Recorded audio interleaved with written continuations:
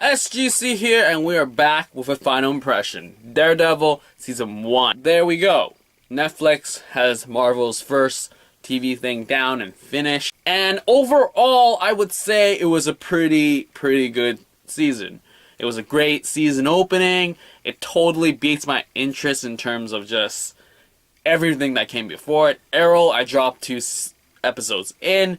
Shields, I dropped 5 episodes in. Agent Carter, I like it, but I'm not like dying to finish the entire season. But Daredevil had a thing where I just felt like I should just watch it all.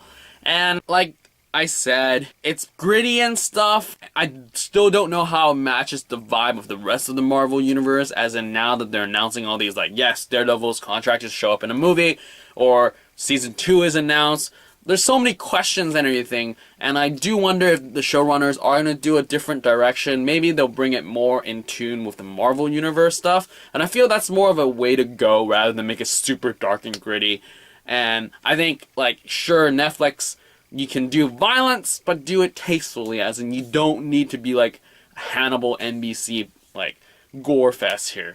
I feel that the violence could be shown off screen or done in a way where it's like not in your face. Netflix, we're a paid thing, so we're not network TV sort of thing. And beside that, I would say the concussions that really bothered me. I mean, sure, you explain away everything with his meditations and stuff, but it just feels more aloof. That's probably the wrong word, but whatever. It does not feel grounded when you get punched in the face by someone as huge as Wilson Fisk. And in terms of Wilson Fisk, I would say interesting interpretation of Kingpin. I never read Daredevil with Kingpin in it. I read Daredevil with the Mark Waid stuff and Sam Raimi, so Kingpin is not really a huge factor. But Foggy Nelson. Now, Foggy Nelson, I would say, definitely was played excellent. Excellent. Some people say they don't like him, said he can't act, but I swear that's the essence of Foggy. People that don't like his acting means you just don't like Foggy, not the acting per se.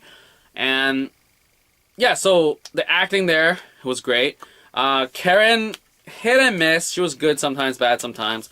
And so yeah, narrative-wise, I would say it faltered near the halfway mark, in the sense where the focus was Wilson Fisk all the time, whereas the first 4 episodes was he's still a mystery, there was more cases to be solved, and he's in the background. But when he was front and center, I sort of felt that the organicness of the whole firm, the lawyer firm, them being lawyers, the other half of Daredevil, didn't feel as real in a sense. I mean, in the first half of the series, I really enjoyed the whole lawyer talk, the whole Matt Murdock stuff rather than the Daredevil. And then slowly on, we got more of the Daredevil stuff, and it's just, I don't know. It could have been done better in a sense to balancing his both worlds, as to maybe pick up more cases to show that, yes, they can really exist as a firm.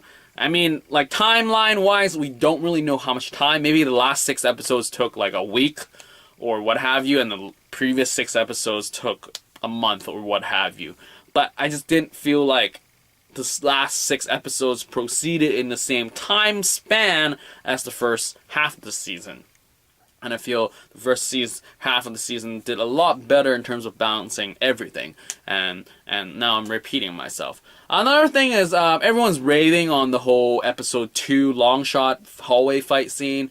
Like, it's amazing and all. I'm glad that they did it on Netflix TV, but I really felt that it didn't really bring anything new to the narrative in the sense of the fight hallway scene. As in, sure, he's getting tired and everything, but I just felt that it felt more of like, look what we can do, or we're doing this because we can, rather than not like a detective or true detective style where the 6-minute long shot actually built the tension of the scene and had a narrative sense.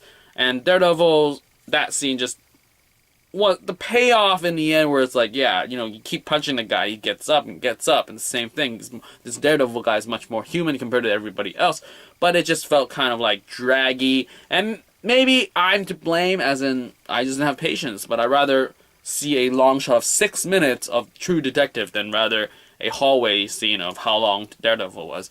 But all in all, I'm happy that they had a great start, and that Season 2 is announced, and everything's going well.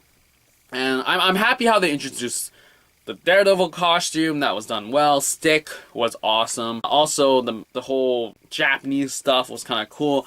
People had issues with Black Sky. I mean, that's cool. I don't care. Mystery is always cool for me. I don't really need to know everything on the forefront. I mean, that's why you have season 2, 3, or what have you. Also, the inclusion of ninjas, that'll be kind of cool. If they do more mystical stuff and just things that are really out of whack in season 2, that'll be awesome as well. I think the biggest gripe I have is a spoiler right now, so stop watching, is the character death.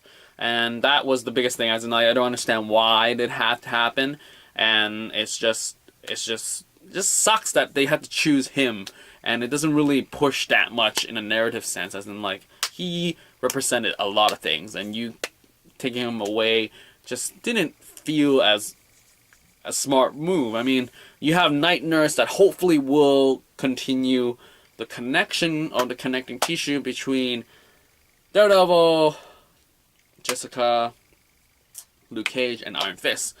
And that'll be interesting, but I feel that he could have been also a contributing factor and all. And yeah, so end spoilers. And yeah, so basically I enjoyed it, though I just felt the last half of the season's kind of stretchy. And it could have been paced a lot better, but what they done is still a lot better than what we have before. Gotham, I think I stopped after 1 episode. So I finished the entire season of a superhero. That's amazing. For me, anyway, personally. So there we go. I'm done talking about this. So that is all for this final impression of Daredevil, Season 1. Out.